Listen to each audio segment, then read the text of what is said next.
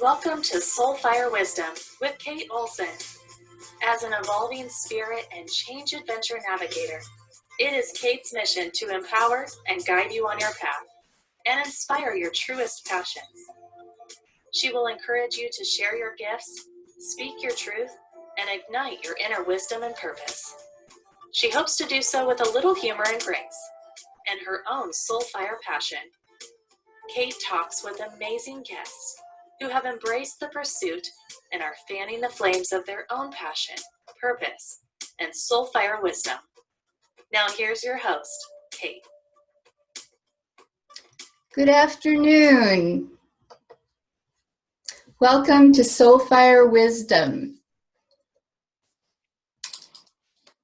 So I hope everybody's having a really good week of staying home and doing productive things or maybe a lot of self-care.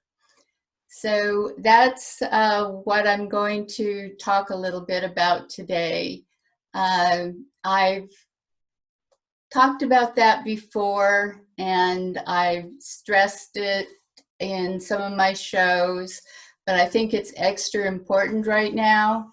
And I think also that sometimes we know things and we, talk about them, say them, think, we're doing them.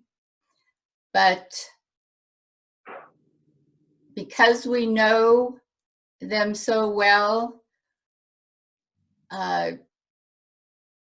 we don't pay attention when we're actually not doing them.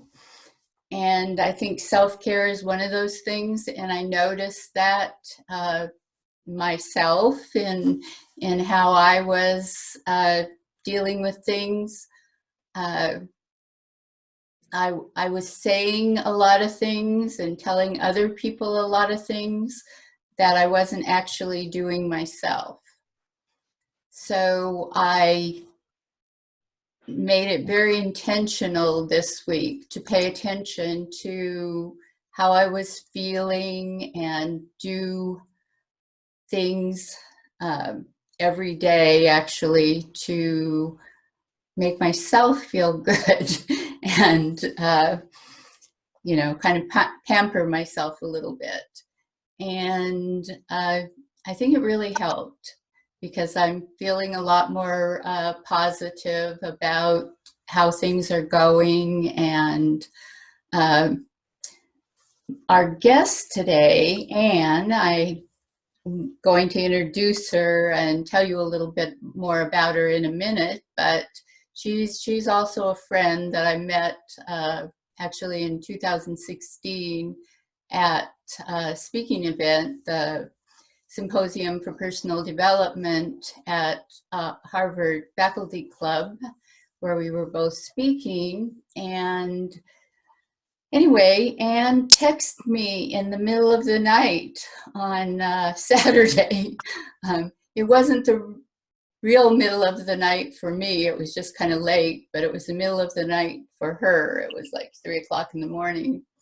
And it was kind of interesting. She told me that she had woken up and I was on her mind, and that she told me a little breathing exercise, breathing from my heart chakra to do. And I actually was, at that time, I was worrying about some stuff and trying to decide what I was going to do and I didn't realize it at the time that I was thinking about the most negative thing that could possibly happen. And her message kind of made me aware of that. And so I changed my thinking up to imagining the most positive thing that could happening.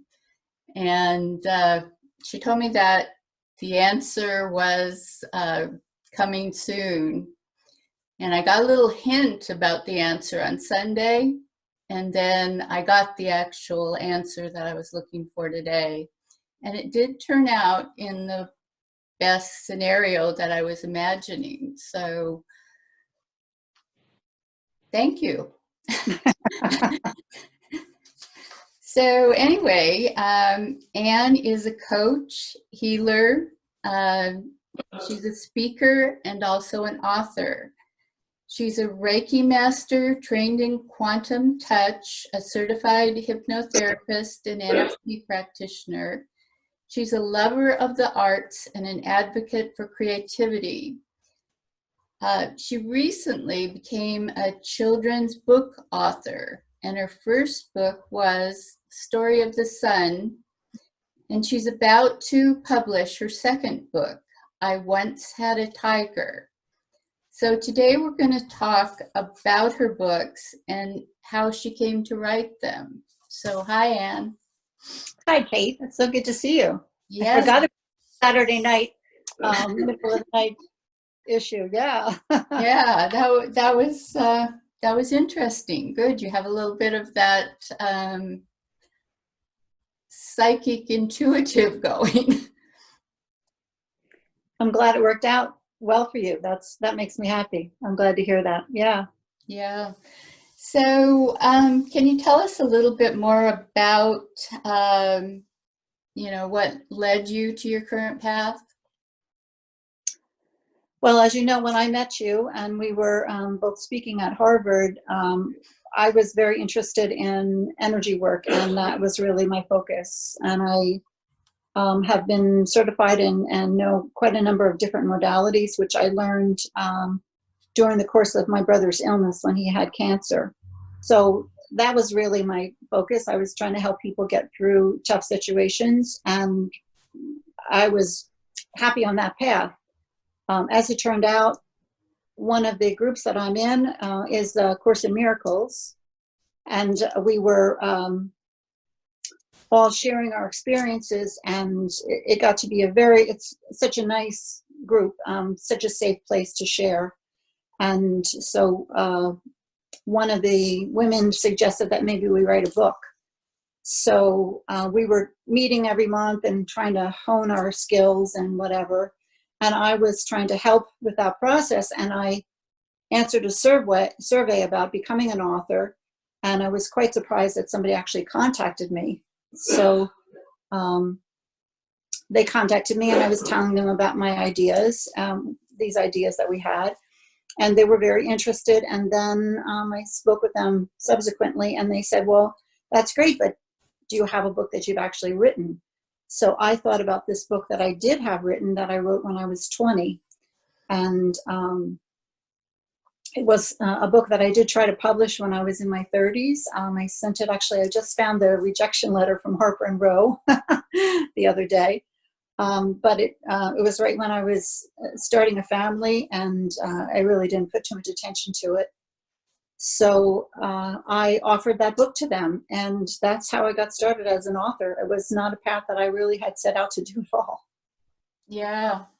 Yeah, I was surprised because you hadn't talked about it, and then all of a sudden you were doing it. So, really exactly how it worked. I really wasn't.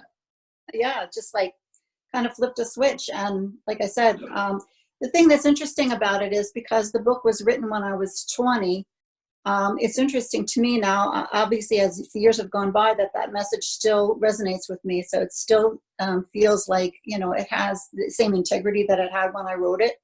And it is a children's book. It has a little deeper message than just, like a fairy tale.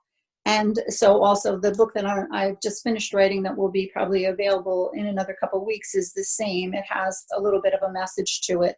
So it's kind of continued the work that I was doing in the energy field of trying to guide people how to use their gifts and how to find their place in the world. And that's really what the Story of the Sun is about. Yeah, I think that's what makes a good book, though, is that it does have an enduring message. Well, you answered what was going to be my next question. I was going to ask you how you got started, and you already told us that it was when your brother was ill. So, yeah, that became quite a difficult passage of time for me. So during his second round of chemo, he got an infection that affected him and shut down all his organs, and he was in ICU for 2 weeks in a coma. And he lived in LA at that time, and I lived in New Jersey. So my husband got me on a plane, and as soon as I got the call, I went out there, and he was just slipping into a coma at that time. Very, very scary time. He almost passed a couple of times. And the thing that I learned from that, which was really life-changing, was a lot of people have told me, oh, that must have been so horrible, but it really didn't feel so horrible because I had such a sense of the presence of my guides around me. And that's really where I felt that connection, where I recognized that being a real thing that I could rely on, because so many different things happened during the course of that period of time that I was out with him. And I stayed out there for about a month. And it was touch and go for a while there, but he came home, and he did very well. He had a lot of support, but it was quite a learning experience for me, and recognizing that we do have resources and we do have ways to get through the toughest situations, and how we utilize that information really can help us along the path, whatever obstacle it is we're facing. Yes. So I called this episode When Life Yells Plot Twist, because you changed gears, so quickly. So what did it feel like when you were making decisions around that? Did you just know you should do that, or was it more of an evolution? I think when that was offered to me as an opportunity, it was something that I was intrigued with, mostly because the creative aspect, I've always had kind of an artistic bent to me. My father's family, my grandmother was very artistic. She went to school with Maxfield Parrish. And that's something that I grew up with, the artistic part of it. And so it seemed like a natural evolution to go from one to the other, kind of bringing the knowledge that I had from the energy work and bringing it into the form of a book. And it was really, I feel like it was really the right step, because that proceeded very, very quickly. So when I first started that, I didn't make any edits to the book as I had written it, and it's a very short little book, but I didn't make any edits to it, but I had to completely illustrate it, and I illustrated it in 2 weeks. I went, sat downstairs and did all the illustrations in 2 weeks. So it really went very quickly. And then the other thing, because you and I have talked about this so often about synchronicities, the other thing that was so interesting to me was, once the book was published, I really wanted to bring it to people to help them in difficult situations. So one of my girlfriends said she thought that people in Puerto Rico would really benefit from it, and they had just had a really devastating earthquake. And I tried to find a contact in Puerto Rico, which I was able to do. And then I also wanted to find a contact in Haiti to bring the book to Haiti. And a friend of mine recommended somebody that she knew, and she had been to Haiti during a service project. And I connected with him, and he and his wife are both nurses, and they run an orphanage. And that developed into a very nice relationship that I still have. And so the book served as a way for him to teach the kids in Haiti how to speak English. So he used that as a guide. And then he also translated the book into French. So then I was presented with another issue. So what do I do with it? I mean, should I just let it sit on the shelf, or do I publish it? So I did publish it. And then also they were able to learn from the two different versions, the English and the French. And it was very, very meaningful to me. These kids are just adorable. And then further along, I was able to get the book translated into Spanish. A friend of mine that I worked with translated it for me. So this connection that I have in Haiti, the gentleman's name is Nicholas Monfred. And the new book, which is called I Once Had a Tiger, some of the kids in the orphanage did illustrations for me. And so to me, that's like the beauty of that book, because it's empowering these kids that maybe don't feel like they have a voice because they have a lot of hardship in their life. And now they're part of a book that's being published in the United States. So to me, that's just a joy. I mean, I'm Yes. very excited about that. Yes, I'm sure that was really. So what have you gotten from writing or I guess, where did the inspiration first for the for both of your books come from? I know you wrote the Story of the Sun a long time ago, but both of them were really, so the Story of the Sun, I was 20, and my father had passed away when I was 18, and I lived in New Hampshire at that time, and I lived with a bunch of musicians and artists, and it was a very creative kind of environment. There was a lot of people were practicing their music, and I had a group of artists that I was part of at that time. It was a very creative environment, and at the time, as a 20-year-old, I wanted to be a poet. That's what I wanted. That's what I thought I was going to be. So I wrote a lot of poetry during that time, and this was really just one of the things that I wrote. I think it was really more my my view of the world at the time, what I thought the world was like, and what it should be like, and what happened. We kind of go through a period where, as children, we're very innocent and open to the experiences, and then we go through a period of becoming maybe a little bit jaded and hardened from our experiences, and then hopefully we find our way through our faith to find that joy in life again. So that was really as a result of what I was going through at the time. The second book, I Once Had a Tiger, which I want to also say does not have anything at all to do with Tiger King. And I want to say that because I posted something on Facebook and there were comments about it. So I do not own a tiger. I do not own any wildlife. I'm not interested in that. I don't have any comments about that. This is a children's book about a tiger. And the tiger is really a metaphor for your fears. So that book also was inspired by a situation that I was in with one of my kids, and I pretty much described what happened, and then took it a little bit further as far as how to handle our fears. So they both came from life experiences, you know, they're rooted in that.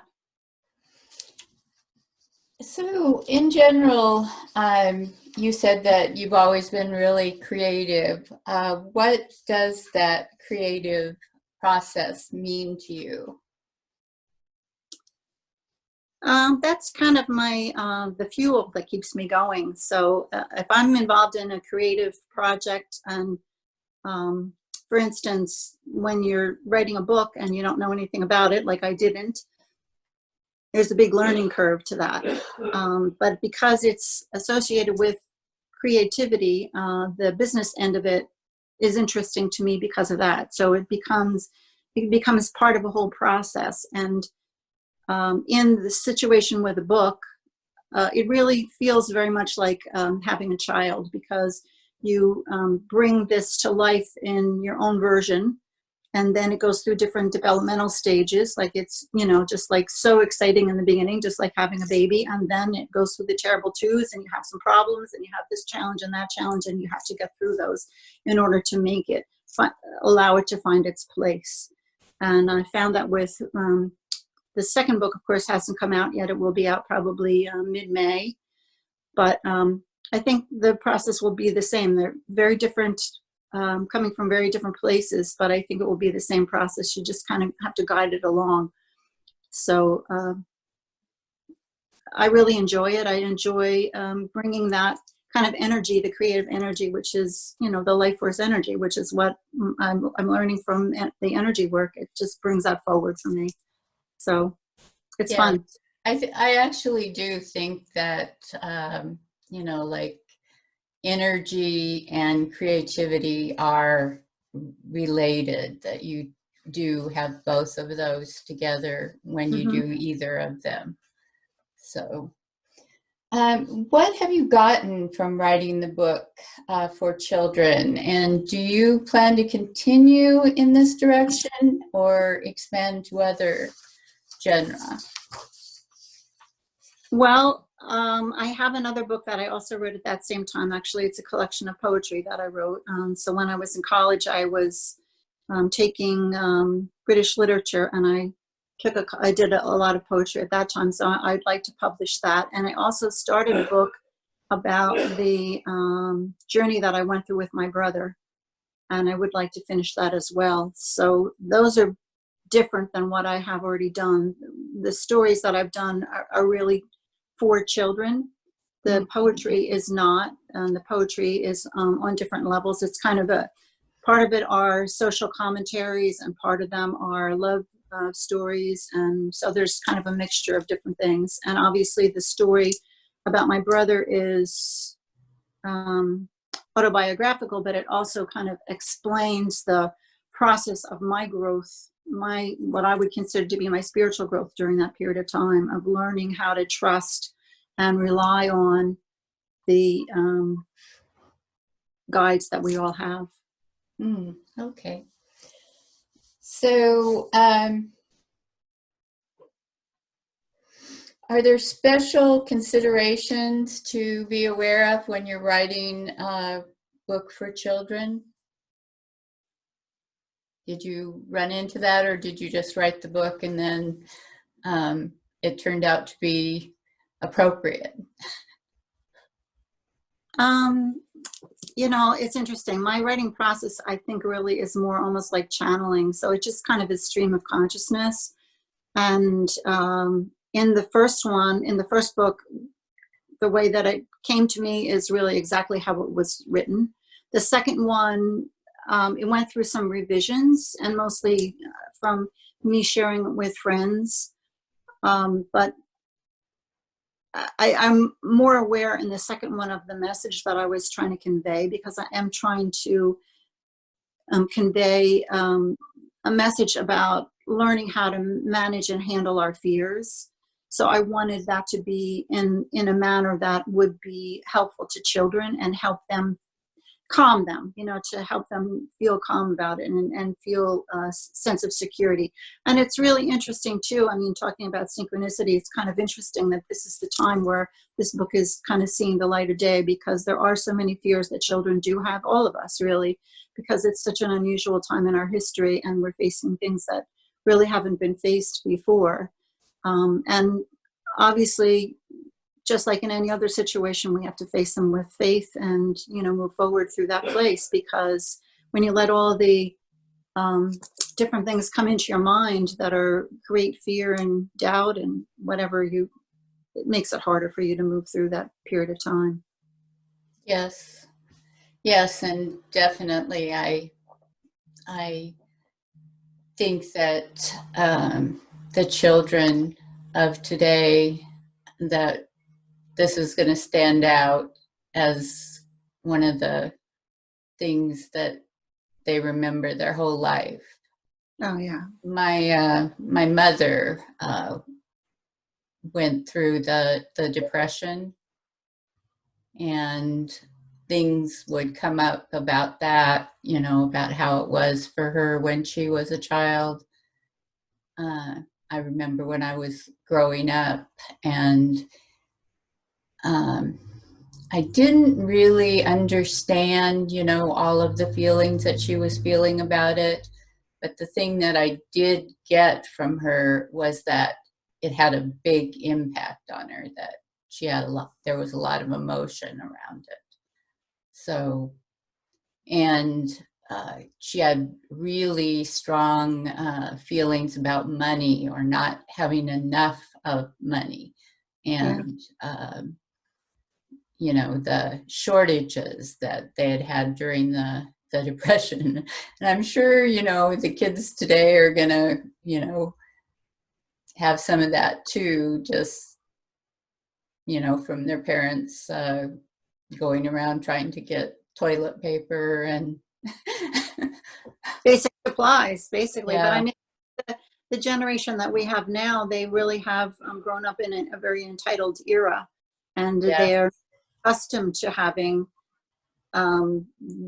any kind of deprivation or scarcity or lack. So this is it's a big wake-up call for them, I think, for a lot of us.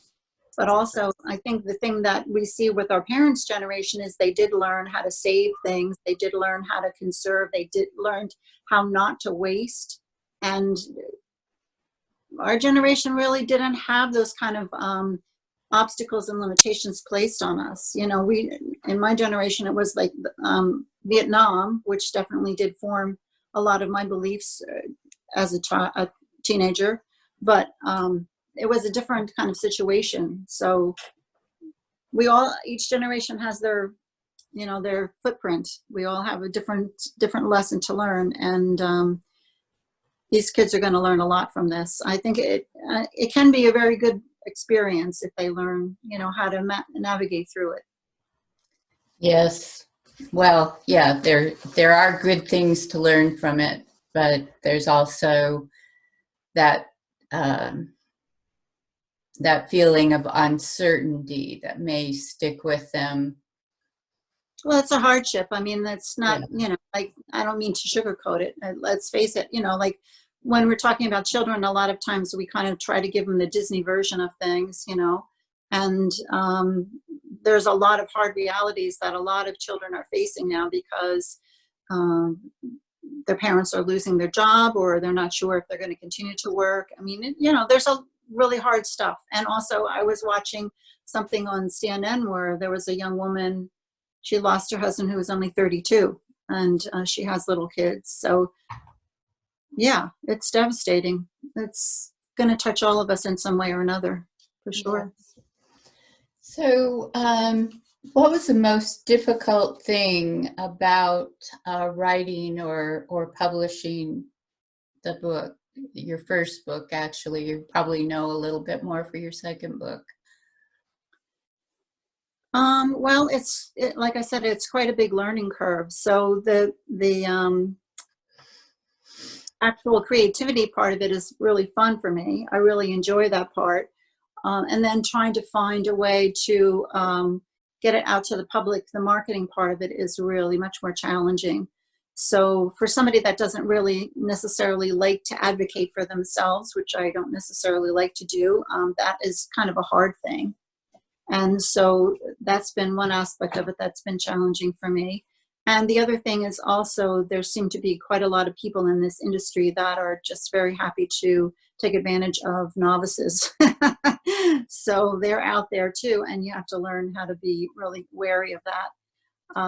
But the process itself, you know, after you learn the ropes a little bit, it gets easier, just like anything. And it is, you know, when you find the right people to work with it, it's just like any other job. You find a good team, and it gets to be kind of fun. You know, it's really interesting to me. Like now I'm in the process. I just got the edits back for my new book. And so I have to go through the book and look at, you know, some of the things that didn't come out the way that I wanted to, and go through them with my publisher, make sure that it all comes together right. So that, you know, there's a lot of different aspects to it.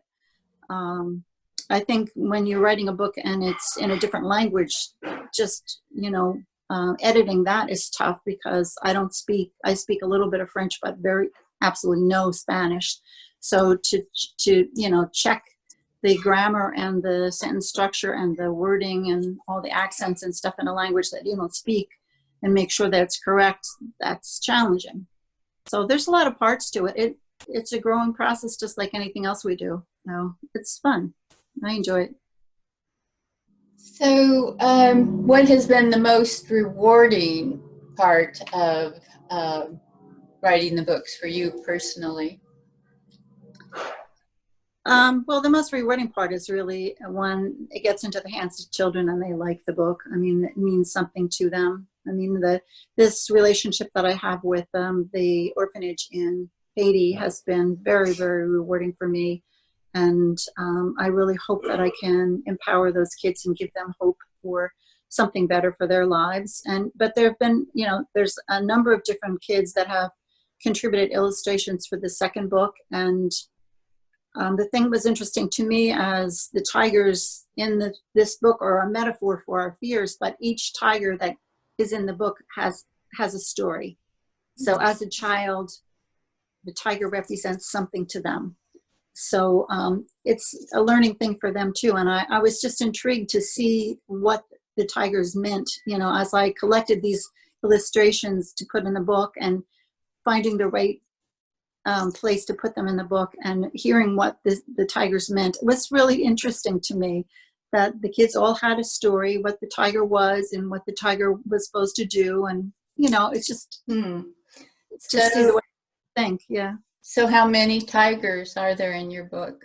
Ooh, golly, a lot of tigers. There's a lot of tigers. I think there's 58 pages in the book. So probably 50 pages of, let's see, about 25 pages of tigers, I would say. So, wow. Yeah, a lot of tigers. So my good friend, Anne Logue, she did the cover for me. And that was another beautiful thing. So I asked her, like my memory of it is that I asked her to do an illustration so that she would be part of it. And she did a painting. And I was like, wow, did not expect that at all. So she kind of blew me away. And so that is the cover. And then I did some illustrations and the kids did illustrations. So it's really been a composite of all of us put together. It's really a fun project. I really enjoyed it. So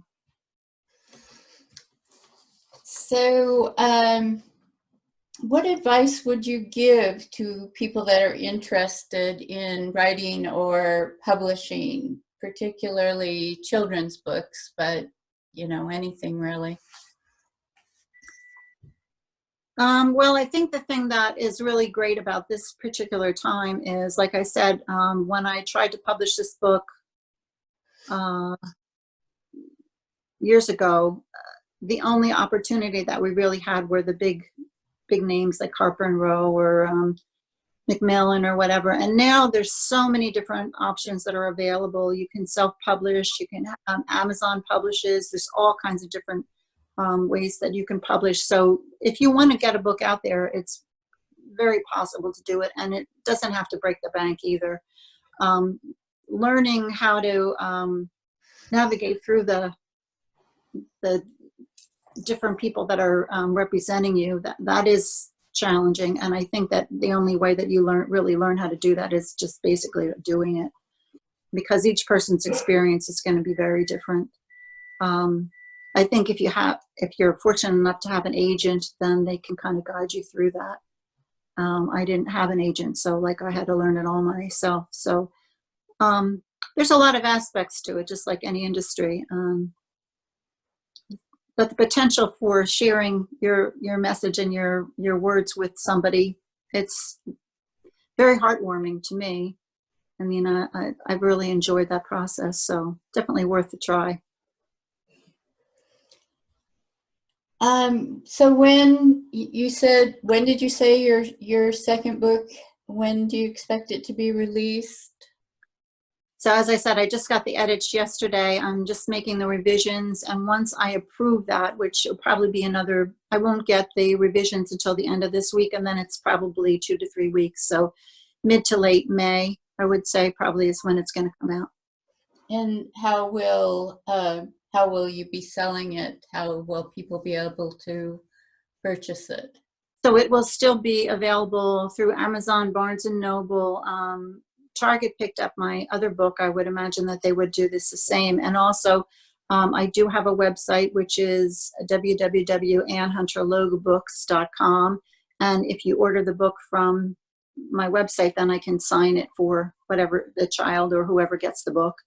And I can personalize it with colors or whatever they want. So that would be the nicest way to me. If you get a book, it's nice to have that. I won't be able to get those books. I'm a little behind Amazon though, if you want the book right away, because I won't get those books. I have to order them. So I would probably get them late May. But there's a lot of different ways to get it. You can get it from, like I said, you can look at my website and see what's available. The books are $10, $9.95. And then if you order it from me, I charge shipping, which is $3. So, okay. So we're just about out of time. If you could leave the listeners with one thought from today's show, what would you want that to be?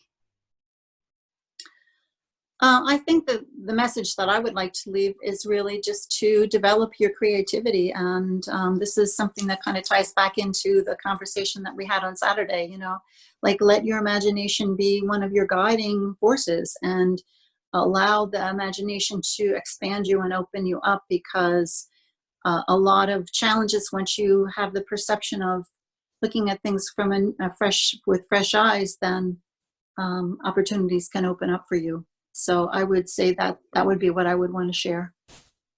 Okay, that sounds great. So I like your shirt, your tiger shirt, by the way. Thank you. Yes.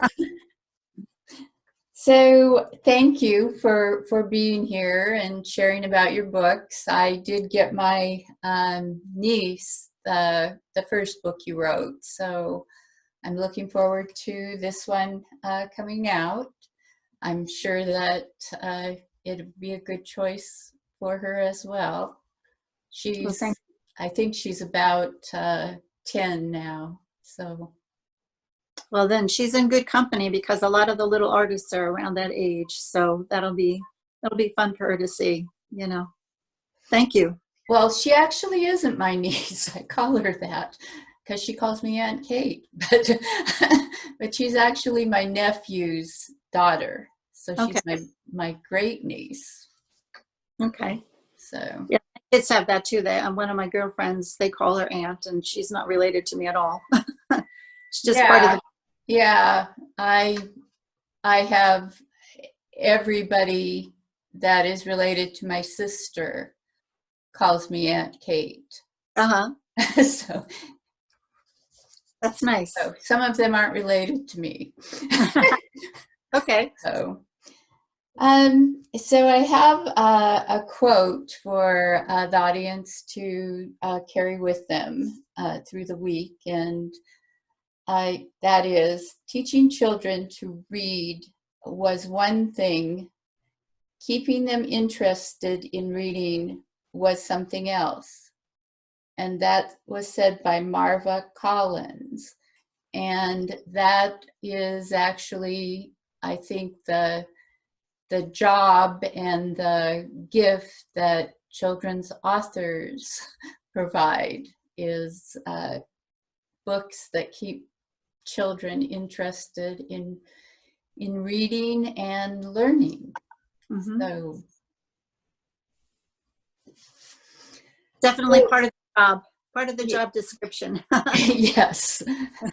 So we have another great show planned for next week, and that is Laugh Yourself into a Trance with Jim Kellner. And Jim he's a hypnotherapist, a stage hypnotist, and a comedian. And we're going to be talking with him about his passion. And I was asking him questions to determine what that passion is. And we're thinking, unless he surprises me, that it's being on a stage and entertaining people. Oh, wow. So okay. Whether it's teaching or making them laugh or hypnotizing them. So be sure to tune in for that show, because I think it'll probably be entertaining. So join us next Tuesday, 3 p.m. And I'm just going to say bye for now. Thanks again, Anne. Thank you, Kate. It was my pleasure. Thank you for listening to Soul Fire Wisdom with Kate Olson. We hope you enjoyed the show. If we made you laugh, brightened your day, or sparked a new thought, we have succeeded in our mission. Join us next time when we'll share more secrets and truths and all the magic of transformation that is the journey to Soul Fire Wisdom. Always remember, be fierce in the pursuit of what sets your soul on fire.